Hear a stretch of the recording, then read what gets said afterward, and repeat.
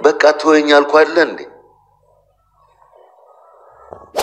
ተናቶች ተሾመ ቤት ምን ተፈጠረ?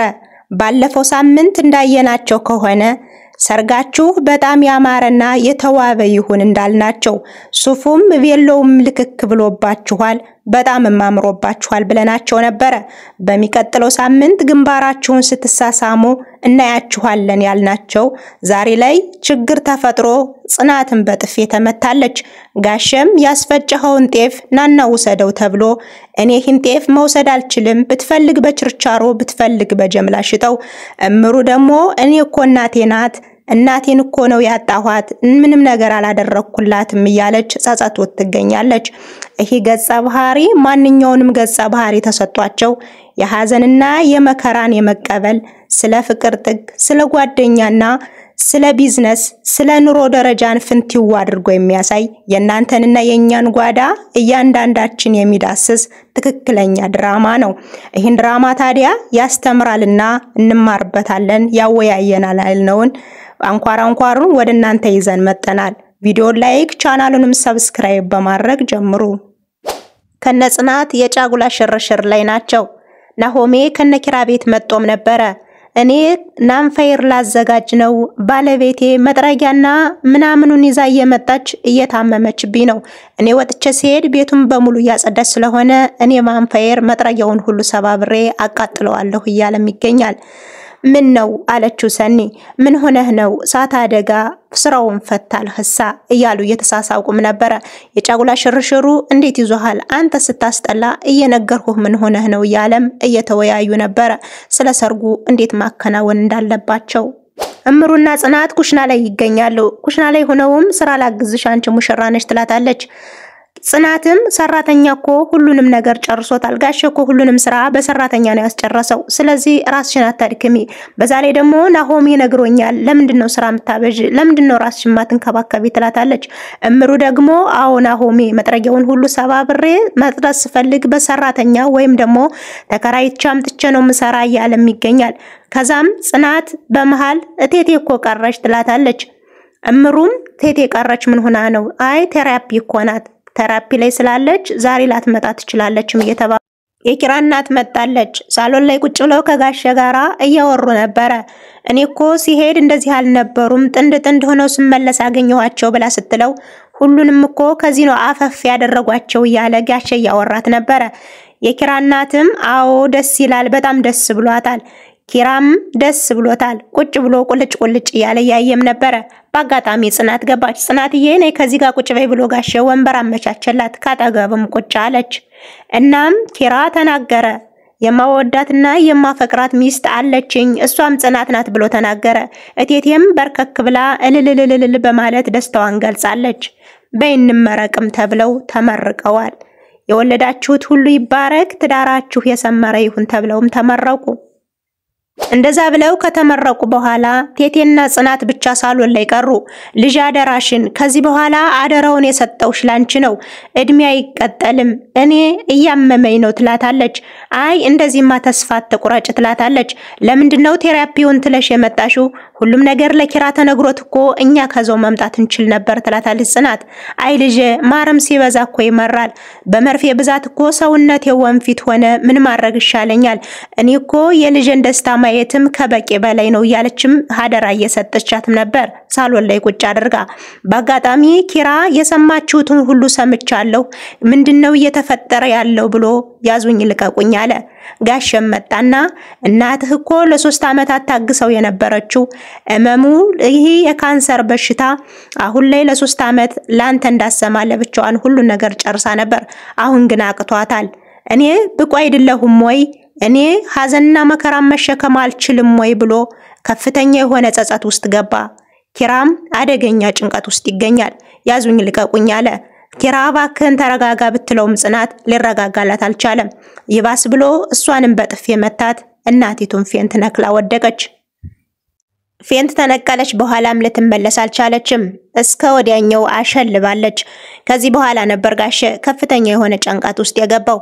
እናቴ የኔ ፍቅር እኔ እኮ አልቀየርሽም አይቀየር ነገር እንዴት አባቴ ላድርግሽ ጥለሽኝ ሄድሽ እንዴት ሳስቱ ያስቻለሽ እያለ ከፍተኛ ጭንቀት ውስጥ ይገኛል።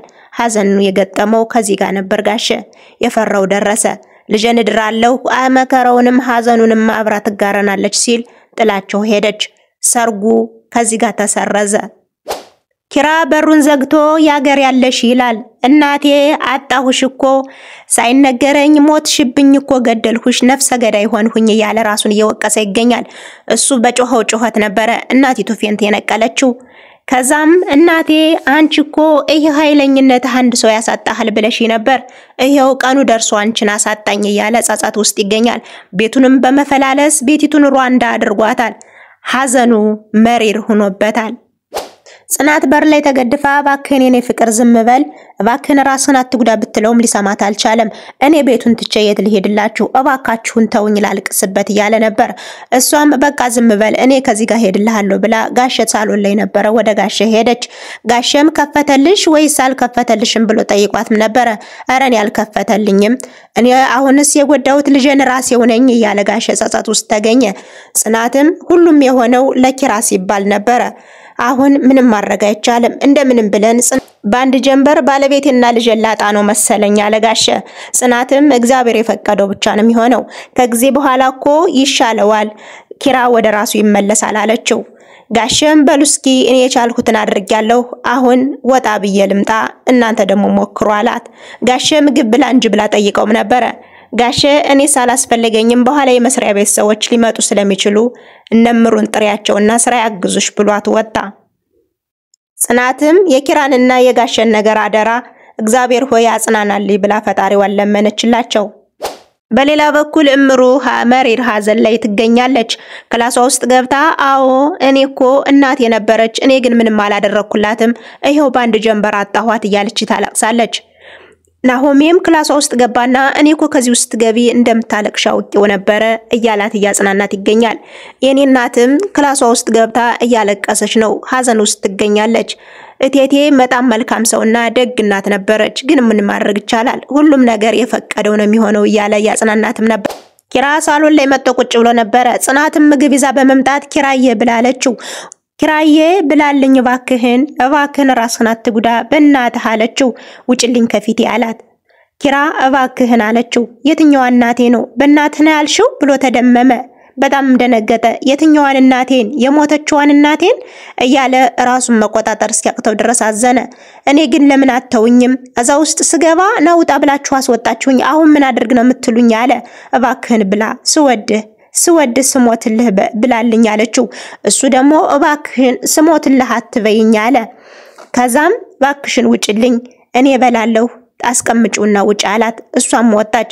አንድ እናቱን የገደለ ሰው ቢበላ ባይበላ ምን ያስፈልገዋል እያለ ሐዘን ውስጥ ጋሼ ውጭ ላይ ተቀምጦ ስልክ እያወራ ነበረ። ጤፉና ወሰደው ተብሎ ጤፉን በችርቻሮ ወይም በጀምላ ሽጠው እያለ እያወራ ስልኩንም ዘግቶ ከጨረሰ በኋላ ጽናት መጣች። ኪራ ውጭልኝ ስላላት ወደ ጋሻ አምርታ ነበረ። ከጋሼ ጋርም ብዙ ነገር አወሩ። ጋሼም አዎ እናቱ እኮ ኪራ ህፃን ነው ልጅ ነው ትለኝ ነበረ ግን እንደኔ ምን የምተካ ጠንካራ ሚስት አጋባው ትለኝ ነበር። ለካ እናት አትሳሳትም እያለ በመሃል ያወራት ነበር። ብዙ ነገር ማውርተዋል። መጨረሻ ላይም ጋሼ እኔ ከወደ ስራ ቦታዬ እመለሳለሁ ብሎ አላት። ጋሼ ለምን ከዚህ አትቆይም አለችው። እናንተ ጓደኞቹ ናችሁ ከኔ ይልቅ የምታስፈልጉት አሁን እኔ መሄድ አለብኝ እናንተ ከጎኑ ሁኑ እያለ ያወራትም ነበረ። ሰኒ መጣች። ስራ ላይ ያግዙ የመስሪያ ቤት ሊመጡ ሰዎች ሊመጡ ስለሆነ ስራ ላይ ያግዙ ሰኒ መጣች። እምሩ ዘግይታለች አልመጣችም። እናም አሁን በዚህ ሰዓት ለኪራ ያለሽው አንቺ ነሽ መሪር ሐዘን ውስጥ እንዳለሽ አውቃለሁ አለች ሰኒ። ጽናትን እያጽናናቻት ነው። ኩሽና ላይም ቁጭ ብለው እያወሩም ነበረ። ጋሼ እኮ ወደ መስሪያ ቤቱ ሊመለስ ነው እያለችም በመሃል ታወራታለች። ምን ማድረግ ይቻላል እያሉም እያወሩ ነው።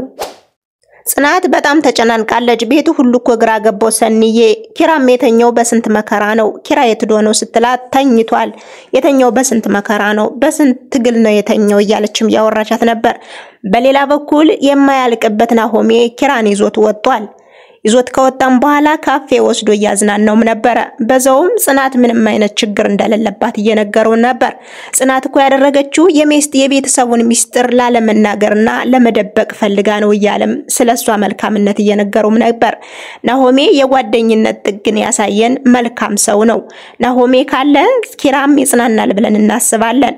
ኪራም ጽናትም እኮ ቢጨንቃት ነው ለኛ የነገረችን እንጂ መናገር አልፈለገችም ነበር እኛ ደግሞ እንዴት አድርገን ላንተ እንንገርህ እያለም እየነገረው ነበር ሁሉም አለፈ የማያልፍ የለም ሁሉም አለፈ ግን ማናችሁም ትክክል አይደላችሁም ማለ ኪራ ጋሸም ወደ ስራ መለሳለሁ አለኮ አለው ኪራም የፈለገውን ያድርግ አለ ባባቱ ተስፋ ይቆረጠ ይመስላል እንዴት ፍቅሩን እኮ ነው የተነጠቀው ትዳሩን እኮ ነው የተነጠቀው እንዴት እንደዚህ ታደርጋለ አንተ ልታበረታተው ጥሩ ልትሆንለት ይገባል እያለ የመከረውም ነበር እሞክራለሁ አለው ኪራዬ እሞክራለሁ አትበል አድርገዋለሁ በለኝ እያለ ነበር ናሆሜ እሺ በላሁን እንውጣ ሲለው ናሆሜ ባከና አየር ልውሰድ ያለ ኡፍ ያለ አየር እየወሰደ ነበር አዚሁ ምንጣፋስ አስነጥፈህ ለምን ይወጋ አሰራም እንዴ ይወጋ ያለ እየተሳሳቁ ድራማው ከዚህ ጋር ተጠናቀቀ ለሻይ ክፈልልኝ ብሎትም እዚህ ጋር ተጠናቀቀ ናሆሜም አስቆታል ኪራ ትንሽ ፈገግ ማለት ጀምሯል በቀጣይ ሳምንት ምን ይሆን ሰላም ጤና ፍቅር ለዩቲዩብ ቤተሰቦች ተመኘሁኝ ሰናይ ጊዜ ይሁንላችሁ